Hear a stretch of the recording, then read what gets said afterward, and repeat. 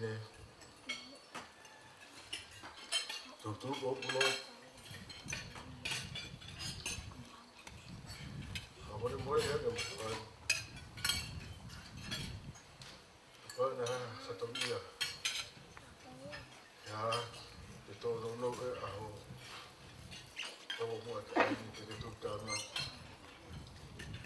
ya kaya kami ai kuat buat apa buat kau kaya maafan nak buat masih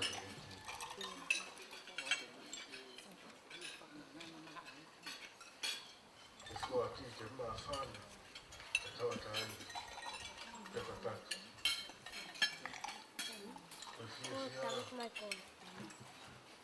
eu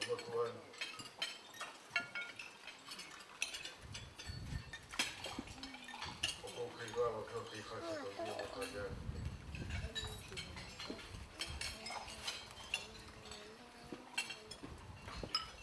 o que vai maafan tem tudo para dar Tongatapu na Houma se aí de mal que ficou fatomia então foi essa palavra você toca aqui até fora olha então que falou qualquer que fala palavra depois vamos tudo calma com ele outra coisa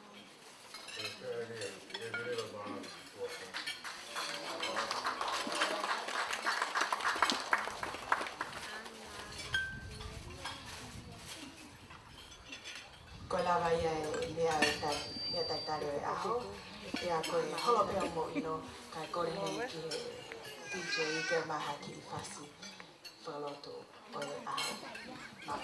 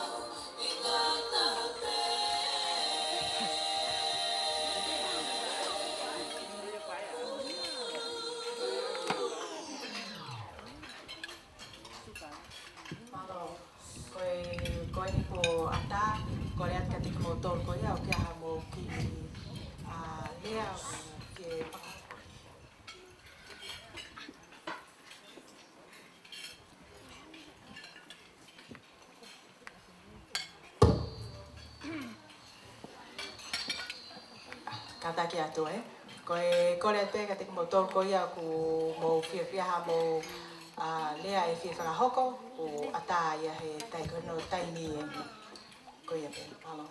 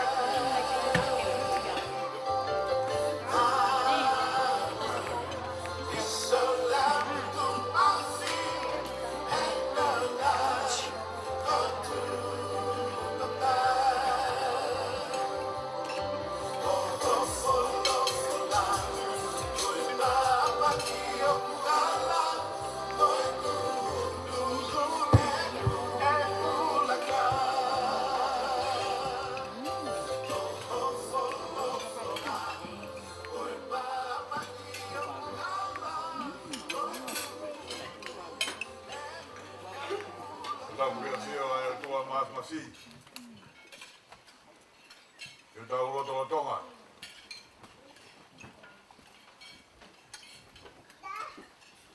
Ka koe ni e whalangi. O e ahoni. Tahi te ko Baroness o Pulotu Vaea. Pulotu Vaea.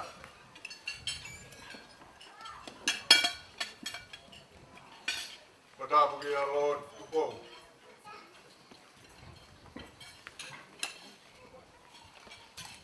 Tongatapu e ni ki a Ex Nobele Luani. Tongatapu atu. Tahi ni Tuputupu Ahmee, Paula. Tala mo ka bui e Tongatapu.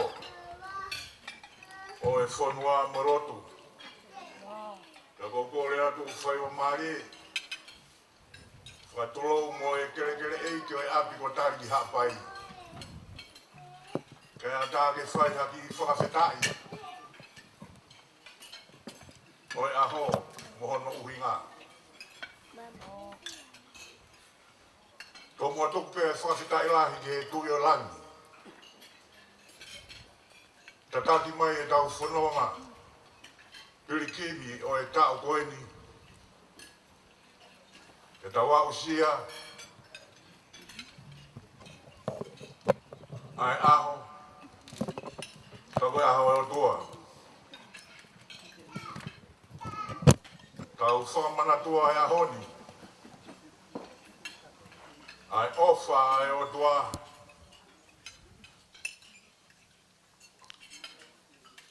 Whakakolo aki. Tahi ne ko Baroness Tuputupu o Pulotu Vaea. Hoko sia hono tau. Hewa ngō fulu. O pia tu e tau whakawholofola. Whakawhita i si hoa. He o ku lele ia. O ku tolonga tai ngata. E ne alofa. Monu ia ka koki nau tolu. O ku loto maa. He o ku nau tolu e pureanga o he wani. Ko e whakawhita ia. O e hoa koeni. Fie ai. Si kāinga. Whanau me whakamopuna o Vaea. Ke hiki. Ai whakawhitai e hoa tāni. Ke aku kano loto aki. Ai loto ku honga ia.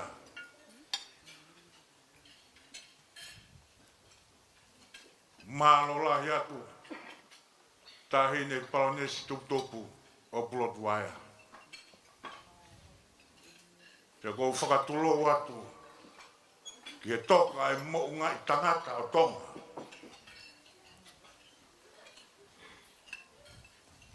Me he otu kolo mana tau. E pare mia mālo lo Tonga. E Pulotu Vaea o Houma.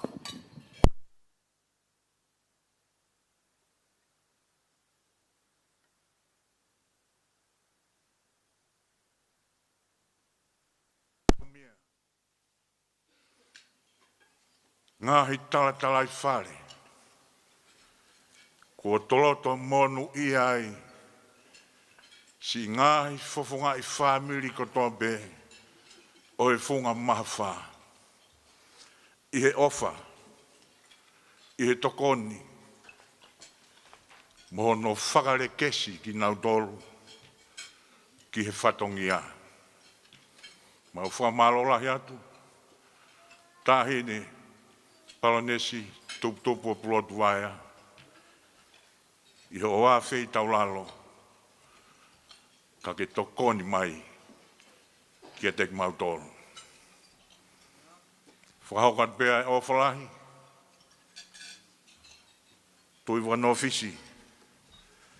E te aki. Ka e uma. Si ngahi whamiri kotoa pēa. Mau ha loto o ku hanga marie i aha whakoloni. Habe ki mea mau koko o mau kei kūnima be o whakahongo ko hea hatala me wheitu una.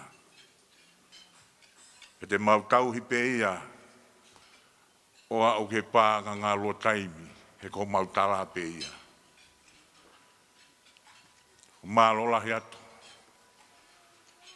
Lo tupo. Ma. Lo luani. Mea mai. I whai. Aho no whakailonga i he aho tapuni. Ai maka maile. Ko au sia he api ko Tali-Ki-Ha'apai. Ka e uma Tonga kotoa. Matawang e bēki he iwi o lau maari e maa o ni. Kene kei toka atu. Tahine. Ngahi tāpu aki. mo kresi o kuope atu. Ngā hi whatongia o i lolo tongani ka e umai ka hauna. Lewe malanga, toa whatu.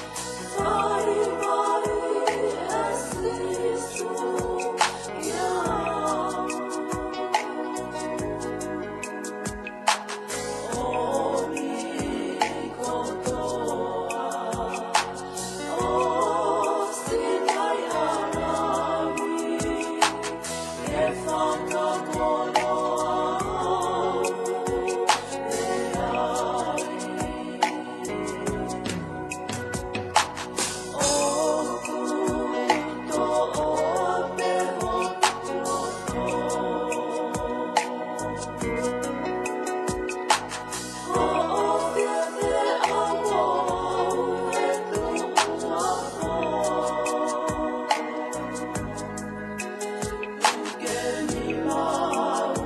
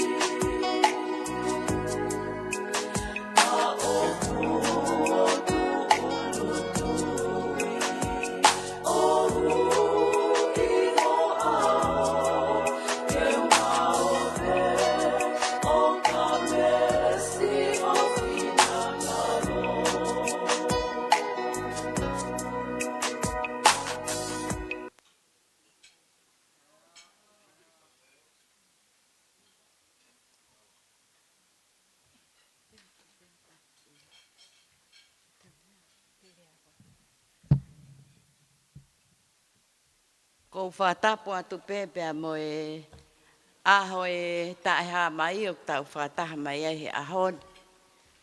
Ko whatapu atu pē ki he kere o hawea lahi. Pehe whoke whatapu ki a tupo aho me. Kai pehe whoki ki he Lotu po. Ata whatapu ki he CEO e potunga aue ako. Whatapu atu ki a whaiva maari e mo haa matapure.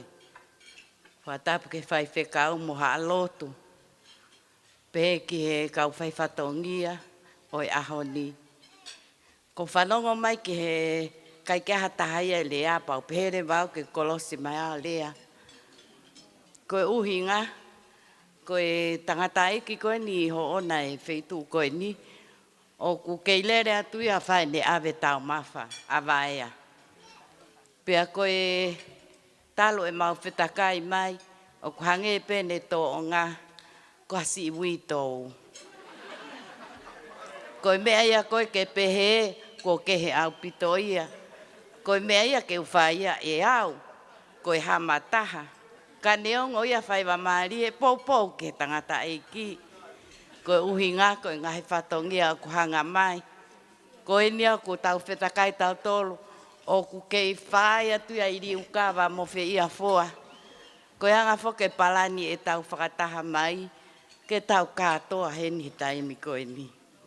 Ka neongo ia o ko utuwa whawhetai mu whamalo.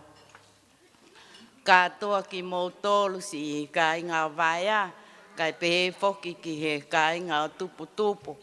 Ko nea o sia e tau hiwa ngofulu. Hange koe malanga ni nai, koe lau ene hiwa ngofulu mātaha.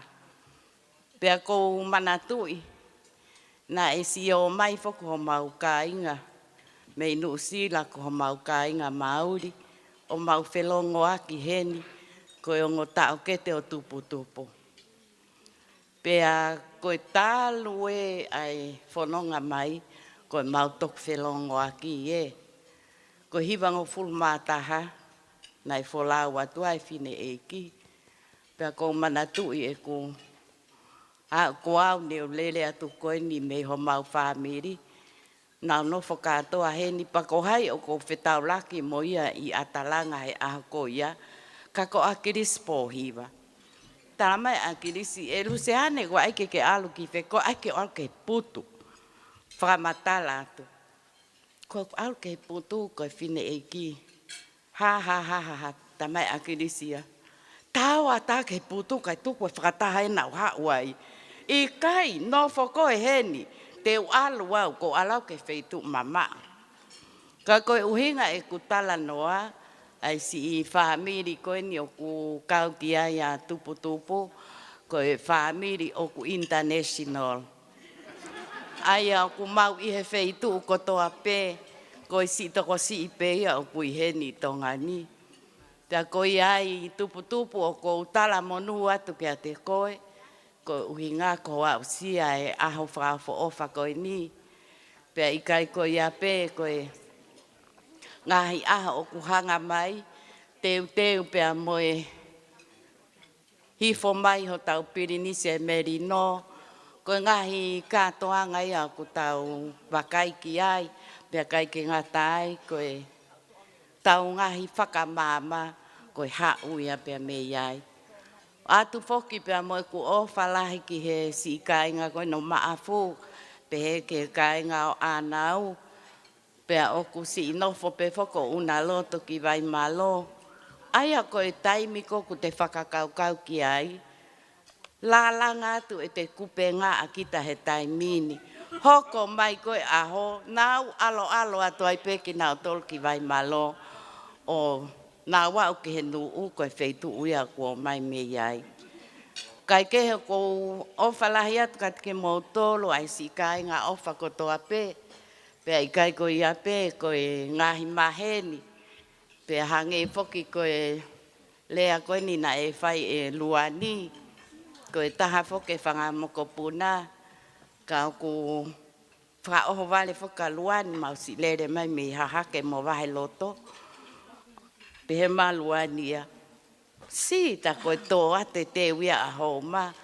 Koe au pehe atu, he koe ha.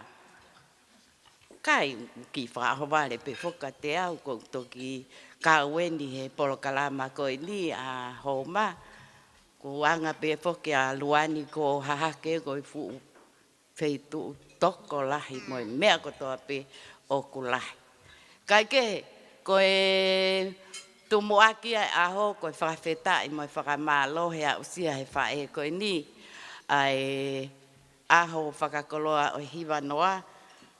Koe ongo toko ni, o wae na polo kalama, whiwa he whakaongo mai, kai pe ko whanongo mai au ki ai, ka koe taimi pe ni, o ko whanongo hake wai e na umea ke lau pe koe popo ake.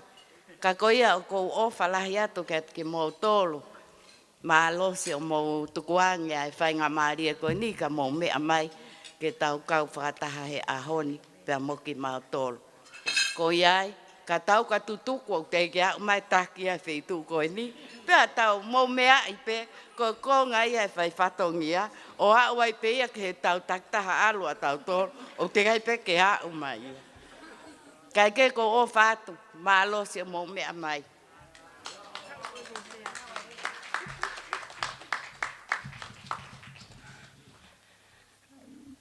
Koe hoko atu kore hen ki a lulua whetu, pia moe ngahi pōpoa ki tala monu ko ia o ngahi whāmiri ko ia o punau i he wahanoa malo.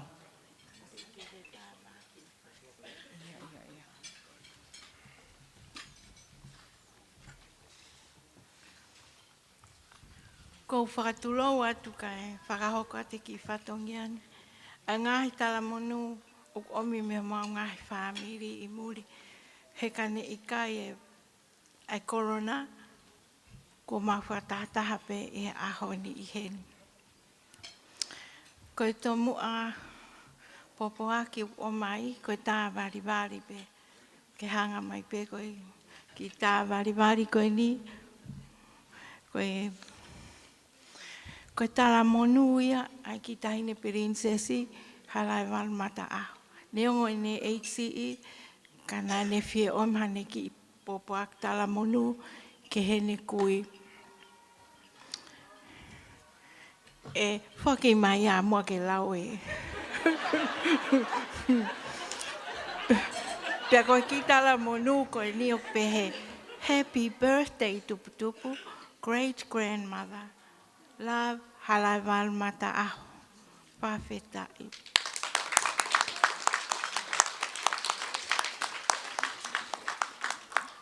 Koe ki papa ki hono hoko, koe me mi pawho o ia e whamiri Vaea.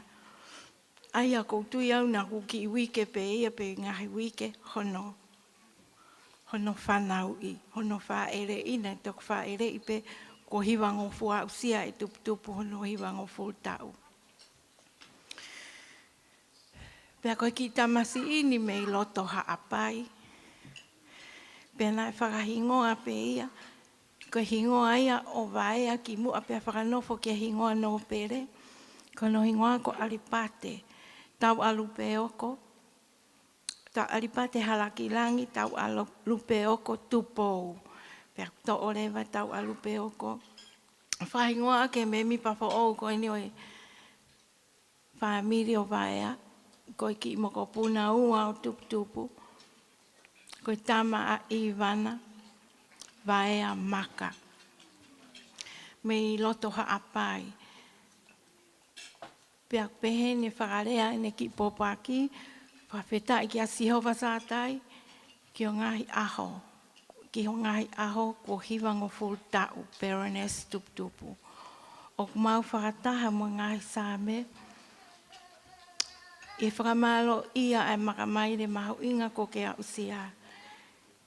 Te ai ak to oia me saime te au torhiva vesta pa ai ak peheni ono parea te whakamalo ki a te koe he oku whakamana wahe mo whakaofo ho ngauhi oku whakaofo ho ngahi ngawe pea ok ilo pau ki ai e hoku lau maari e. I he ofa lahi mo lotu fia, mea tau alupe e Benisa, kawa mo lolo maka. Pea mo ene kui me loto ha'apai, ko otsia saafi simiki.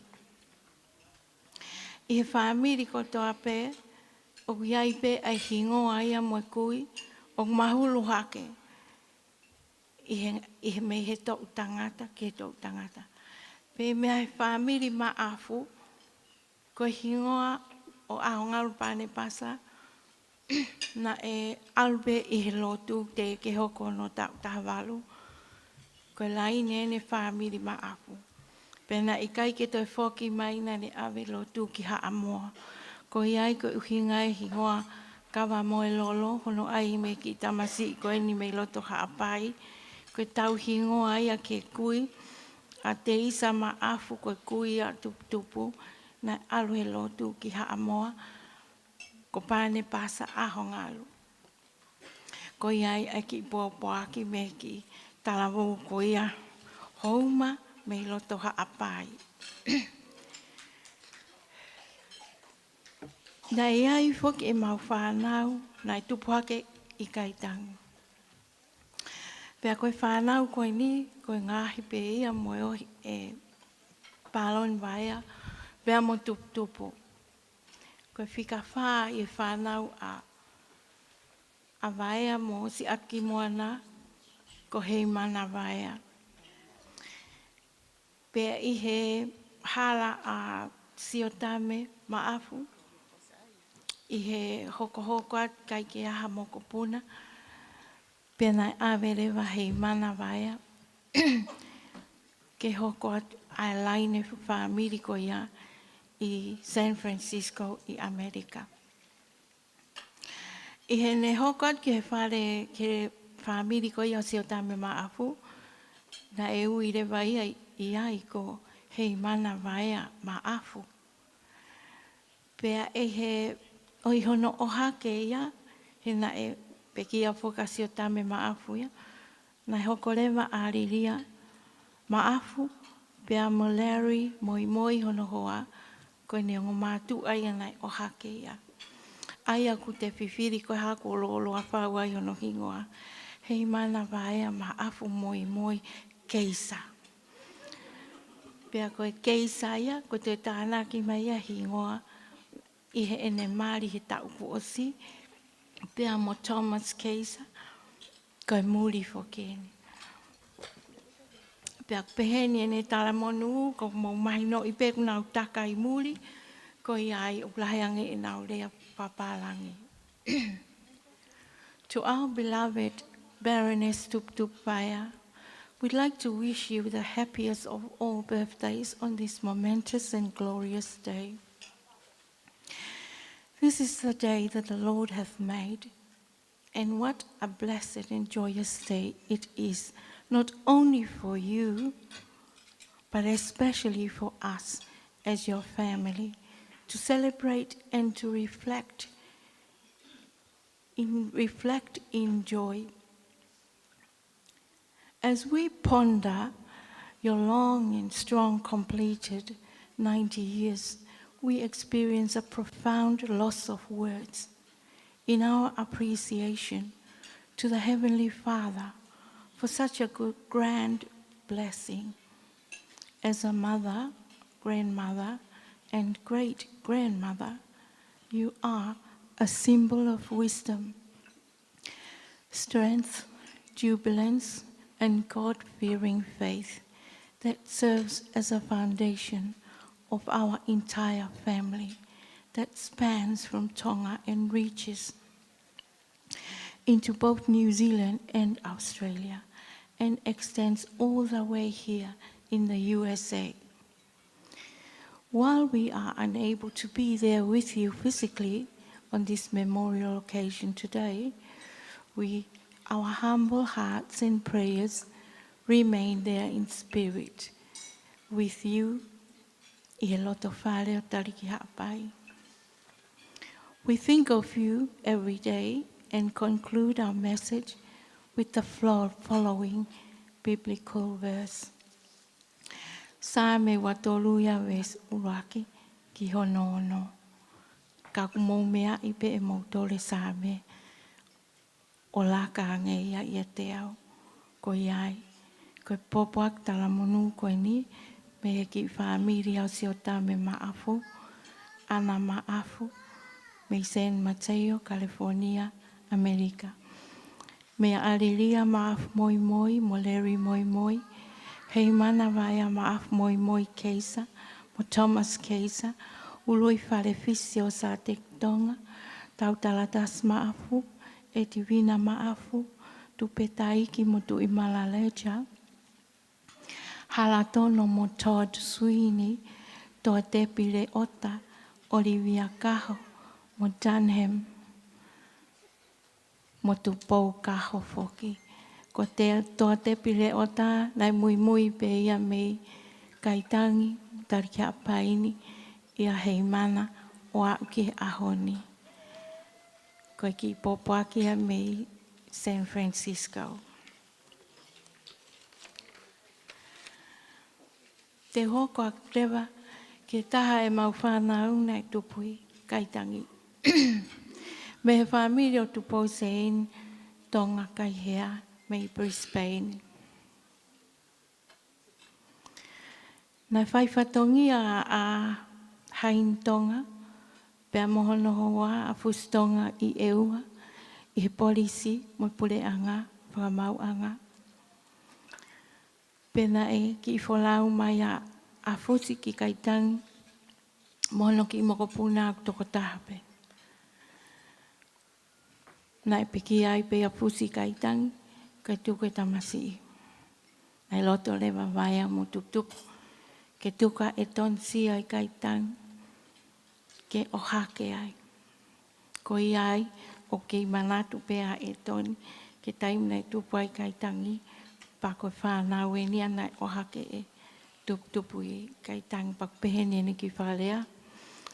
Dear Tupu, first of all, I would like to thank God for the grace He has bestowed upon us so that we may enjoy this beautiful day. I wish I could be there with my family, but unfortunately, due to the circumstances the world is going through, that isn't possible. A teacher once taught me a lesson that I hold dear every day. That I spend on this earth, he said.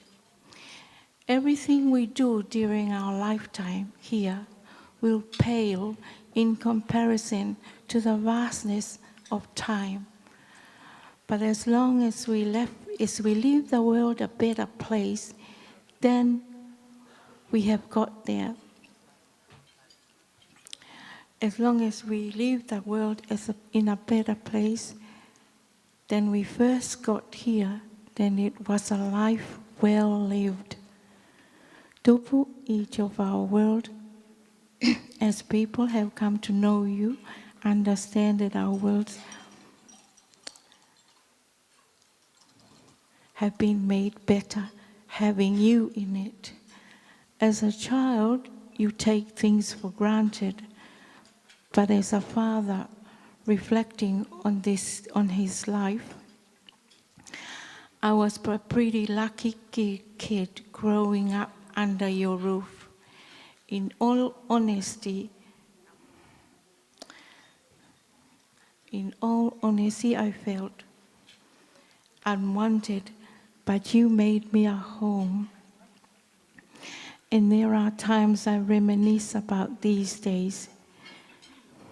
And I remember how I was brought up in Kaitangi with La stealing my lunch money. And you chasing Steveni out with a broomstick for forgetting to do things that you have told him. Sometimes I would laugh when I remember. Tupu, I always tell my mom that you were the reason I have grown up to be the man that I am today. It rings true every day when I realize the start I got in life. lessons from Snoveti, ko Snoveta po elweluin hena e whai ako. Pena ne whai ako ia la mo e tonsia I hena ke ako pure anga. Got the lessons from Snoveti or our little prayers every night before bed. These are things I cherish to this day. I truly wish I could bring over my family so that you might meet Moimoi. Koe whoha pe taha o e tonsia, pena whahingoa pe ia ka Moimoi. He is a funny kid and you would have loved to sing you happy birthday. Life is funny and it throws twists and turns, but you have weathered every storm to be here. My family and I wish you the happiest of birthdays, Tupu, and I will be back to visit when the world is in a better place. Love always, e tonsia, Moimoi, Hena, Tupou se ini, pea mo si o si whakai hea. Malo. Si pe e toi hoko atu. Ia, atu. Malo pito ko e konga uloaki ia o e ngahi popo aki tala monu ko ia o e aho ni, ma e whiwhine o e aho ko le hen ke DJ, kene tuku mai po e ngahi whaska to e hoko atu e konga hanoa. Malo.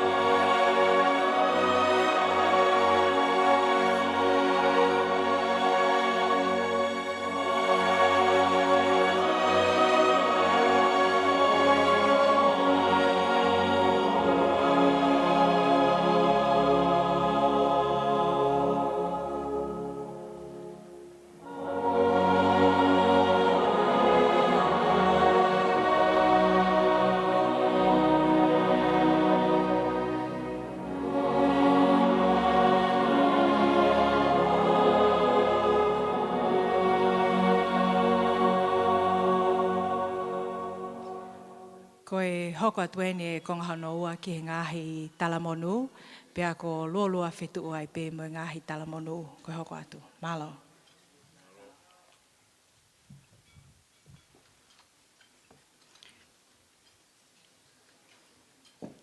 I he tutupu hake ai i loto whare o so saia lausi i pia mo anau ki sina maafu. Nei ai e ni ihi na nau, tō tau he halafononga, o omi ai e whanau a tupo mohe o fō, mo e whanau a tae tūna ula ki oa. O hake whakataki nau tōru mo tuputupu. O a upe ke ahoni. Kono whanki te hina tokoni, kono o hake ki mautoro. Pakai ke utoi tāla e nau, tala monu. Ko pisi ai pe e mau telefonia, mau tohe eke mai, pe ok whewhe. Pe ngalo i te mea ki ta whiha, he tāri e. Koe te hina tatau ai pe, mi he tau ki he tau. Na nau tupu hake pe he apo maafu. Eia koe lahi, koe whanau. A tae pe mo ki oa, se mis ki oa, o ka meri nei afu. Nai lahi taha ai, a e neti palu, ko hoa ia whai whikau pule, se as Tongatau a taina no sila.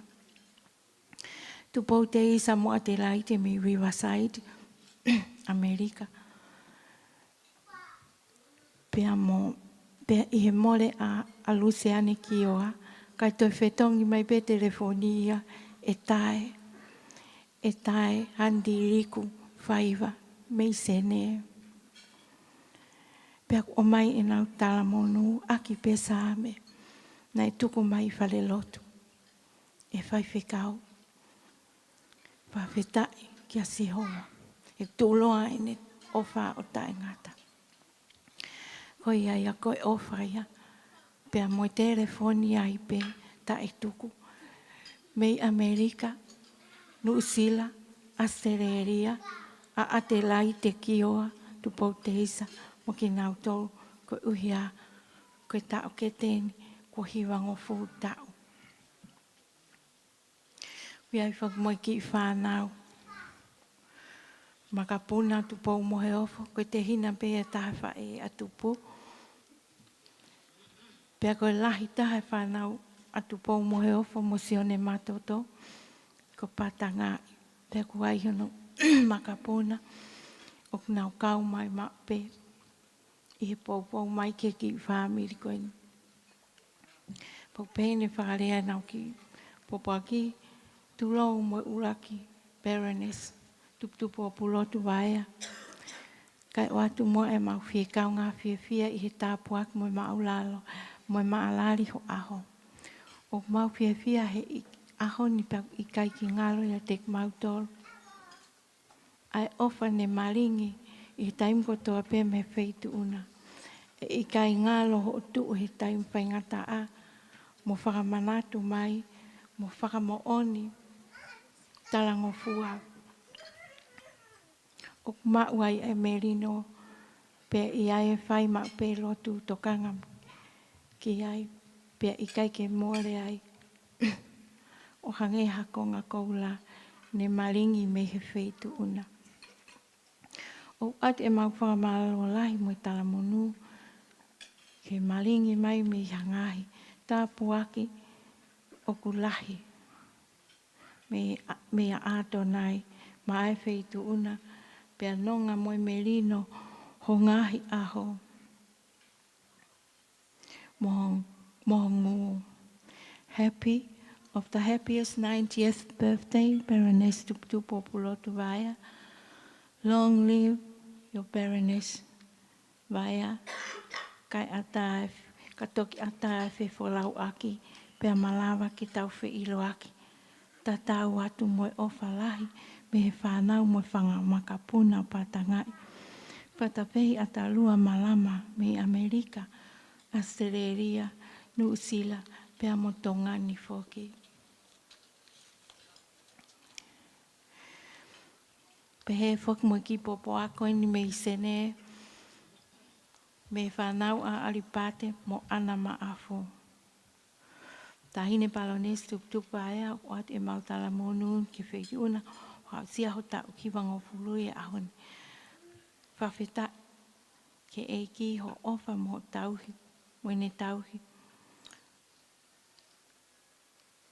Pea o mau te kaki at pe moho no fofonga i kaha una. Tu a ofa atu me whanau mo whanga makapuna o alipate. Pea mo ana. Ana la tai whine hika lausi i maafu. Koe whamirinia ne ngata pe tohia hingo ahe lausi i. Pe kai ke ui e maafu aia ku tokolahi kui pe koe lausi i. Koe wha o sirewa koe ki popoaki pe me api pe ai Houmani. Kau nau nofo nuu sila. Ka koe ki kau koe whamiri tapu e lue nia. Pea i ke lau Maria Vaiana i loto le rei. Kene whoaka ki api e ve katolika. Ke nau nofo ai. Koe uhi koe whamiri o Tuputupu. Ko ia ai koe ongo matu ani. Ki api i loa koe api ko ngalo e whaa. Koe popoak tala monu ke tauhi o e ofa ai o tuako o whai ki loto whare o api ko Tali-Ki-Ha'apai. O a usiai e Baroness Tuputupu o Pulotu Vaea Vaea. Hono tau hiwang o fulu. Pena e tuunga nai he ha. Ai fu tāpuaki ko ne to whanga. Ko ne to whanga ai ko e ofa ata tāpe ai o tua. Koe mea whakaofo. Koe te au sia, koe tau whakafolofola pe a te au sia whitungo fu tau, pe a ka owai. Koe mea ata pe ai o tua, o atu aki ia, mau ki tala monu mo lau ai punake. Monu ia, ka koe monu ia. Ka koe monu ia e tau mau ia e ki ofa. O kune tali e tau lotu, pe a kone tali e tau mea kotoa pe.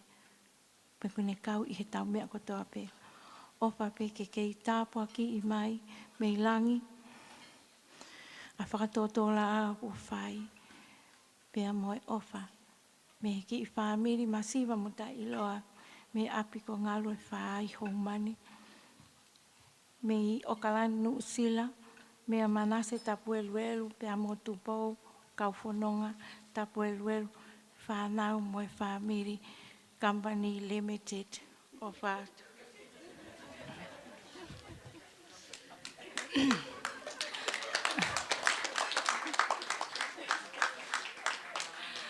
Koe lawa lele ia e ngahi talamonu kotoa koe ana e tuku mai ki Tonga ni ke whakahoko atu ki he whewhine o e aho. Koe ai koe hiri ki whasko e ni o kore heni ko anga kehe whafofonga ia o matangi ake kene whakahoko haki rea hiri ai ki whasko e ni. Malo.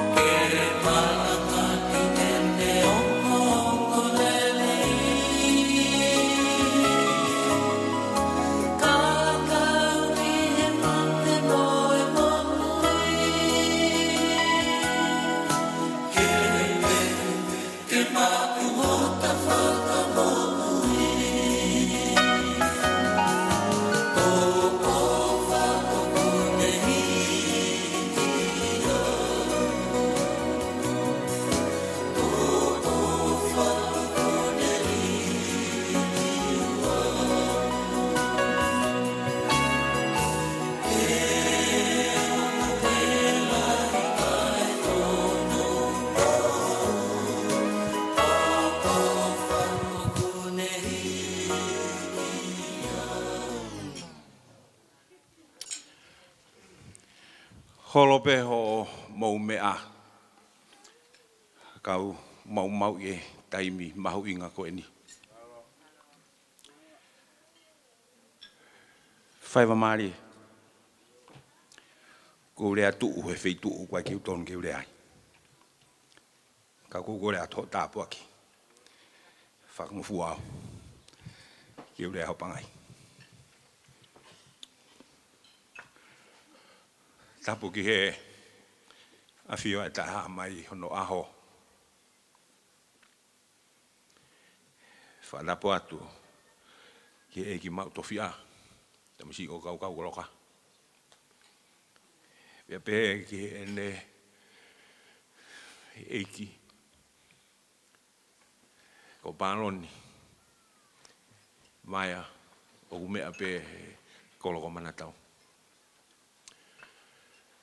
Whakatapo atu ki aluani mo hou eiki. Pehe ke kau whaafe whakalanglang ko tope o kumu mea i Tali-Ki-Ha'apai. Whapapatu ki a kalu, deaki me kau tau i whanua. Pehe whoki ki a whaiva maari e mo e whare o matapure. Whakatapo atu ki he kāinga eiki e tahine ko Tuputupu. Mai ngahi kau ngā mea whakafu ofa mo mea mai ki heni koe whakapāpai e aho.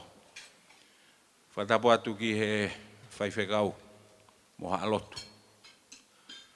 Whakatapo atu ki he kāinga ofa kotoa pe ke kau ngā mea o e tahine ko Tuputupu. Ko kore ke u hūwhanga i he tala whakapapa ko ia. Ka tā kia te au whaiva maari e ke u tarang fua. Ke ka ulutea o ki inofo he ki i te whitoi a kau he. Moses nai ata. Pe he kia analangi. O kunau ke i hoko ko e kau ulutea. Toka ngā isi mau nofo. Kai tuku peka te au ke whaiha ki i lau pisi. Ko uhi koe aho. Pea kou kore. Kai aha rea e tōki tua he aho tapu. Koe ātunga pe he fia tahine tuputupu. Kai ki te ilo pe ko wheha wheitu te utu mea e. Hauange tala. Pe he whai lot whawhetai. Koe uhi koe ko ausia ai ahon. Pea nā ku whare ai pe ke kautaki. Tau tarango fua. Tau tu o whete e ki Tali-Ki-Ha'apai. Ko ha wheitu te tau hao atu ai. Ke he pe ke hao atu ki tau mua. O ku whai pe whetangotu i mai mihe. Ko te whanongo ki he ngahi tala monu ai whanau. Kai pe he whangamakapuna. Kai ke te toi whierea. Hange ko te lawei. Ko te imi koe o ku whiohi ai whangai ka tāne. Ka waha manini pe a kume ano luo. O toi ai. Whamalo koe lotu lerei ai iki. Lama ai tahine tuputupu ke ukau pe he pue. Ke whai pe toho e waka, kai piki atu pe haki wheituu. Whakahoko ai whatongia. Kai kia ha tala monu whe he kohai ki mau tolu. Ke mau rea ki langi. Ka au mau whakamalo ke ta mai he wani. Ko ne o mai ha pāloni ofa. Mo ha pāloni ne mea mamao atu. O ne tari hakau kumi whanua fo ou na hepe fie mau e aho. Whanongo a koe apea ko lerei. Mo e tempare lerei. Pea tuku e whanki mea kotoa kai whai mai whi ngā. He koe mo ui e ma ui he whi tuko ia. Pea mau lere mai o tangutu pehe vehara. Ka koi na iai e ki no pere ofa, pe i hono tafa aki na ke mea pe ai tahine tuputupu, pe na ke whakangofua, ke mausi inofo pe ai. Wai alo e manatu, ki he lau ai tohi matolu, o pe ai e hiki hake ai whakamo ui i he kolosi, pe tene a fio ki hono hako. Pe whawhai whiwhiri, tapu pe mo e ki ne kai ke mau hoa. Ka ko whe hono hako. Pe aku whakamatala pe kai tohi matolu, ko e kakai ko toa pe e tui piki taiki ai e hoko ia ko hono hako, pe ko ene whanau. Whakamore more pe tuputupu pe he ki he pāloni o kumea mai me he. Ko homo hako o ki mo ua ko hako eiki. Kai ke tuku pe mua. Ki ai pe hawhangi pusi. O kuno what pe o whai whatongi atu. Mau palo mesi atu he ke mau hoko ko hako kovi. Te mau whenga ha mau rerei taha. Ke whaka ao ngai ai ofa kua mo whai. O mauai haki te whtoi a kau. Ke mau mai ai o whai whatongia. Ke tamo ko kau loka. Pe aku ai pe ho mau tāpo aki ai. Nei mea ai e ki mau tofi he ki kātoa ngana e whai ko e tāpo aki e ki konga kere ke langa e ki whare. Pe na ane pehe ai. E ka inga matangi ake. Ko e kolo ko e ni na e whauia e he kau whaife kau. Ka nene ngāwe ake whuirea ke kau ngāwe whakamisinare. Pe nā ku fia ai. Ko hinga ke liriwa ho mau hingoa ko e kakai e tahi o ku he holo. E ai aha ki wheitu ke mau kau. Ko ia e whaiwa maari e. Ka tak wha more. Ai pe ke mau kau he lau. Ai pe mua ke mau kau he pue. He kua tau e mau whanonga ki haongo mātua whakaafo ofa. Ko e kore atu tahine tuputupu. Kei ke ha mau mea ofa aku mau toro. Ka te mau kore atu. Ko mau rerei taha. Te mau whenga. Ko e whanau talango fua. I he lotu. I he ngā ue. Mo e whainga mea kotoa pe. Ke whaalangilangi ai ofa. Ko mo whai ke te mau toro. Ofa lahi atu. Pe ofa ke toe lahi. Hangahi tau. Ke tau kau pe he whakamalo i ho kei tāpua ki mau tolu a ke o hoko ko mau taki. Whamore more atu ka pau kuai ha whai whatongi ai a e kai tau. Whamore more he koe mau mai mei tahi. Pau mau ke ianga whakatahi pe lewe maranga kau tawatu.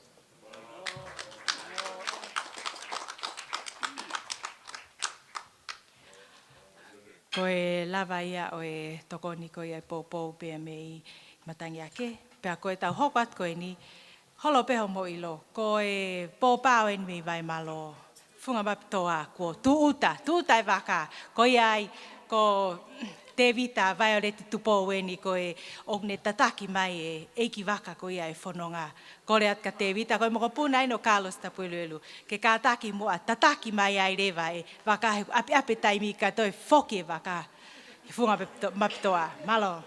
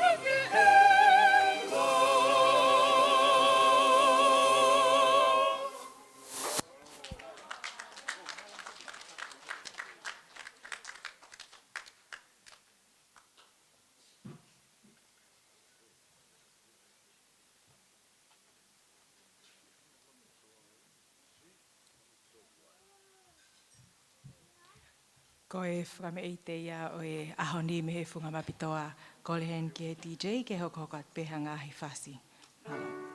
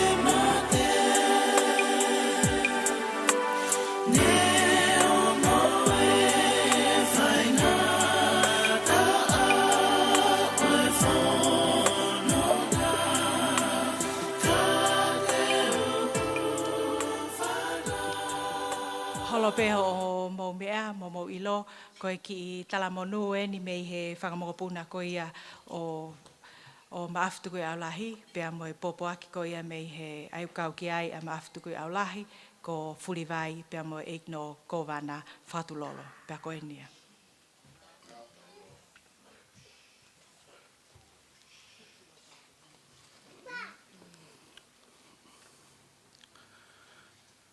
Watapu ki he a fio ai o tua mafi o tau loto Tonga. Tapu ki he kere eiki o haaweala a biko Tali-Ki-Ha'apai. Tapu atu Lot Luan.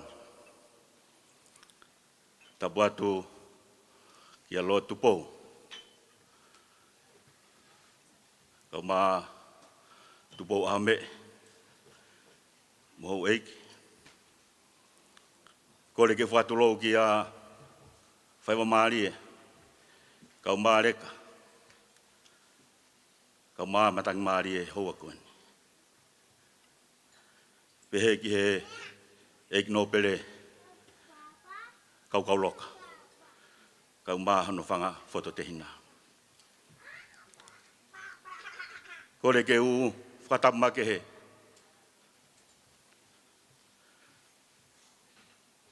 Ke kaweinga o aho. Pea mo aho tapu o tau iai. Baroness Tuputupu Vaea. O ka anai e tau kau whakataha i he hoa koeni. Talu pea mihi aho pule lulu. Tau te kātoa mai i he atapu. Tuku e tau whawhetai pa me tau whamalo. I o tua mafi. I ne tau hikua whai. Tau e hiwango fulu malo. Ai tau hikua whai. Pea ko hai ai, haloto, e i kai fia. I he maalari kua tau au sia. Hange pe koe kaweinga na tau whanongi ai. I he lotu lerei o e aho pule lulu. O gulirika. E tau sio ki ai. Ka koe o tua mafi ia. O tau kau. Pe e tolonga o fuoloa. Ai tau whiohi pia muia. O pehe pea ki vesi wholofola. Pe me he sā me hiwanga fulu mahataha. Ka pau e tuu ho o whaa ke te au. Te tāpu aki koe. Te whakamonu ia koe. Ho ngahi aho. Ke loloa i he whanua. Ho ngahi aho. Ka umaa. Aha o whanga mokopuna. Pea te atu kia te koe ai le rei kotoa pe. Pea te atu kia te koe ai masani kotoa pe. I anga o e whakawhia ngai. Pea moho tauhi kia te au. O atu akia ai pōpoaki. Pea mei he whanga mokopuna kotoa pe. O maafu tuku i aurahi. Ka umaa Egno pere furi vai. Kau mā whakatuloro. Kia te koe Baroness Tuputupu o Pulotu Vaea. Ai mau fia. Ai mau kau whakataha. I he maalari kua ke ausia. Whakatawangi ki o tua mafi. Ke ne tāpu aki mai. Whakamonu ia. Omi mohangahi aho. Ke fuoroa aho o mea. Ma matai pe ke whanga mōpuna. Kau mā ai kāinga o e mapu o vaea. Pe ai ki pōpua ki vai. Pe mo e tala monu kia te koe. Whakatawange pe. Ke ate ki tau tolu hono katoa pe. Ke nofu ai pe tāpuaki ai eiki ate ki tau tolu. Lewe malanga ka tau atu.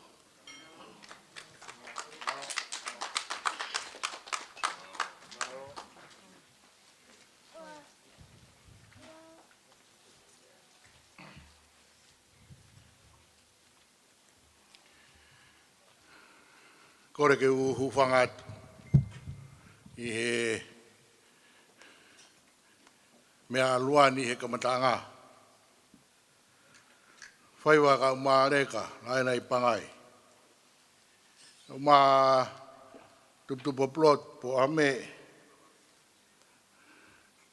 Ro tupou ka umā whamiri o e lotu he ahoni. Ne unere tō mui mai. He nei uiaki au ke walo malanga. Pe nei kai ke utari kono inga koe whatongia o i pompongini na iai malanga na e whai he e ku tangata o kula i funga maha wha i Saione. Pea hiria, pea u ki whono ngātu. A whio e hau he mui whonua. O whakahoko ki ai, ai tūnga o aho ka umā e pōpuak tala mono, ai Baroness pia moe wito. Ne whakahoko mai he ene a whio, nā ke malanga he pongpongeni, pia u tariange i kai.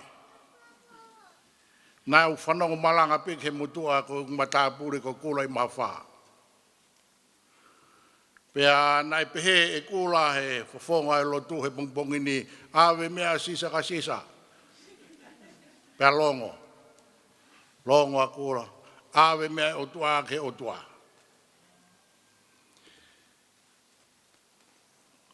Koe reka. Aho ni koe. Aho e fia ka maa e tau tuku atu e tau whanonga malua ki peke he au Sabbath. Pea moe lotu o whai i he ngahi potiasi he ngahi ahoni o whai ai whakoloa. Koe whamawae i ahoni mo ngahi talamonu ko mo wakai ki ai.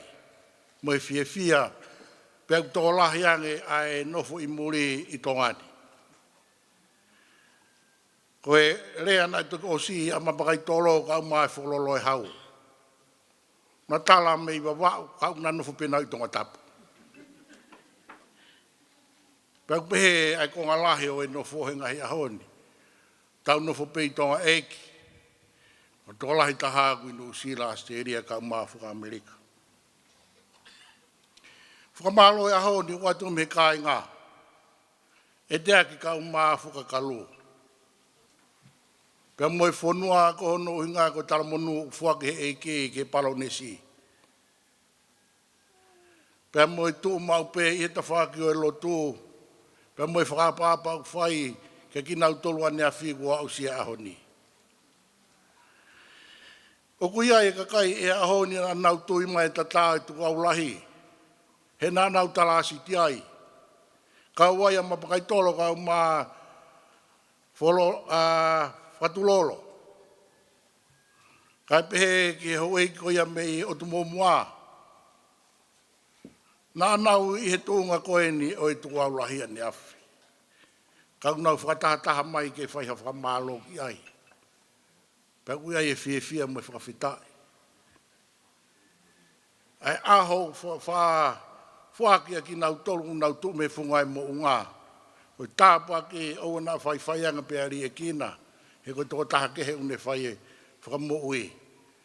Whai mau peho whakawhitai he ukai te ke ilo a mui. Pea pehe ahoni. Wea e pōpua ki pea mo e ngahi whia. Mo tala mono. Hoi ai watu pia me ngai whutehina. Te wano office. Kai uma kalu kai pehe whoki ki ai te aki. Tala mono watu. Whare o hahawea lahi. Kai uma e ho eiki e o e whamiri. Kai ke lawa whakalau e ngahi ahona. Kai koe whakawhitai pe mo e whakamalo. Ko hono hinga ko tuunga ko ia tau au sia. Pea whaafai ai hua maka te au. Ai uhinga fuoloa ai. Ai Palonesi. Pea au talange. Ko Palonesi ia maarie. Ko hono hinga he koe keha taimia e lahi ai. A ene mo ui pe si. Ka koe toka maarie ko taimia o fie mau. E whai maupe.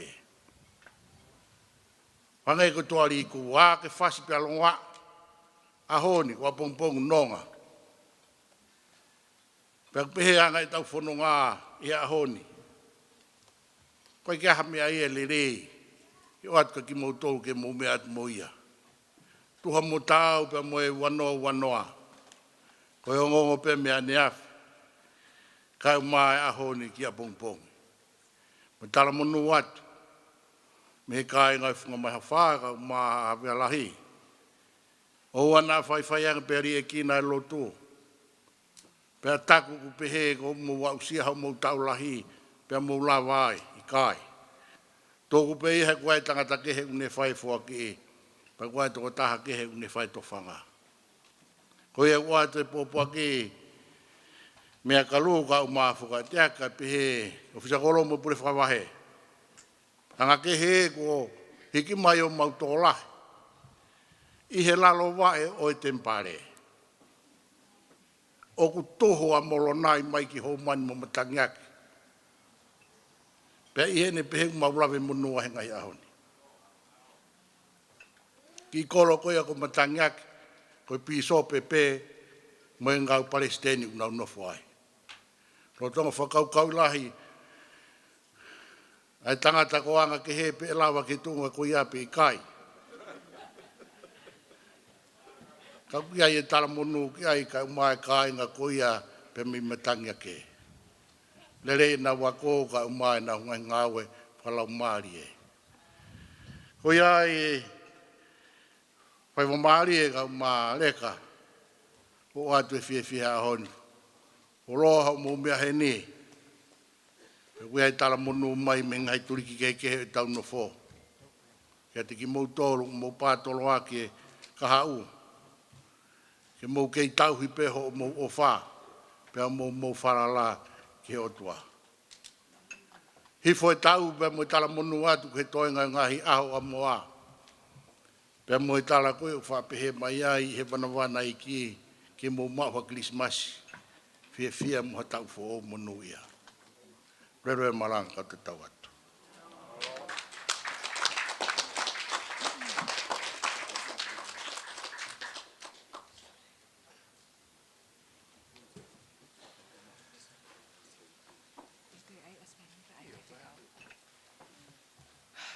Ko lava ia o e mea whakamalo e aho, pia mo eiki no pere Lord Vaea. Ko e hoko atu koe nkeni, ko e kore peki he DJ ke ai peki i whasi, pia tau taitare ai peka e osko e ku tau keresi, pia mātuku ai aho ko ia katoanga o e aho Sabbath e aho ni. Malo.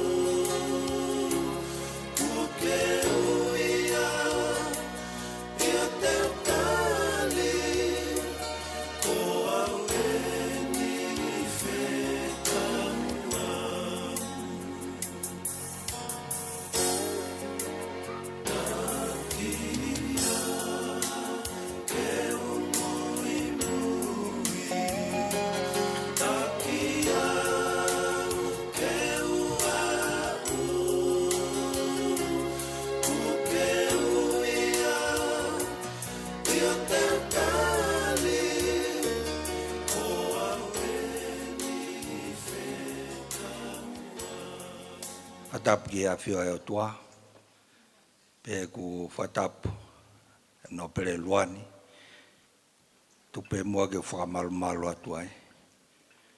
La aina i pangai, whaiwa maari e reka, tupe mua ke u whafufonga i atu. Ai Palestine o siasi, toke ta ahio. Pe ke sekeritari lahi, te vita koloa ia havea. Pepehe ki siasi wesi le ana tau ataina o Tonga e mau tala monua kia te koe. Baroness Tuputupu Pulotu Vaea. Whatawange ke hifo mai no lau maari e o whaari e te koe pe moe whanonga anga o hiwa ngofulu mātaha ke tau rotu. E gerei mau whakamalo ki a Fiona. Hotuke mau ikona ai whatongia o e whonua pe moe siasi. Ko e ongo oriwe e ua kai kakato o mau whaunga. Mau lotu beo kore ki a Fiona. Tā puaki mai a ho kaunanga i e whanonga uku whai. Tā puaki mai hono whare hou eiki o e whonua mo kau whakawhi kotoa o e aho. Pehe ki he ofisa kolo pe mo ka kai o e kolo pe moki mau tolu kotoa pe. Tau whanonga pe mo a fio e moni pe ho same. Mau kamata pe mo eiki pe mau ilo hono sai. Monu ia ka koe toa o ku hūwhanga ki ho a fio. Mau whaki a te mau mo ui ke mea ngā ue aki. Neo ngoe mau tae tāu. Pe koe kirese ai ki ko si sukalaisi. O whae tua ko tamai, pe moe wheo heo lau maari e maa unioni. No fo mau ho o whae, Baroness Tuputupu, Pulotu Vaea, mo ki mau tolu ko toa pe o whai pe o tae ngata. Amen.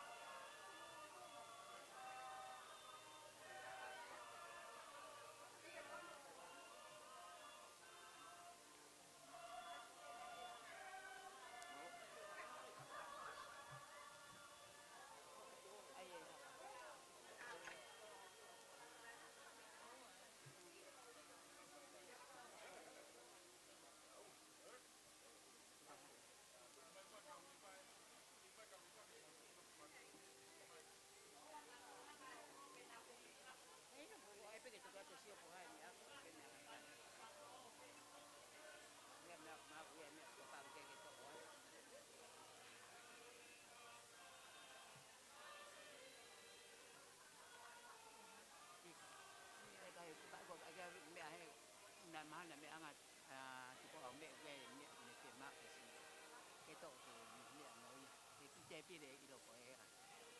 Mau tolu iyo. Mau tolu be. Sai, sai, sai. Aku ai ke tuai. Lagi. Kau siap tak jadi orang.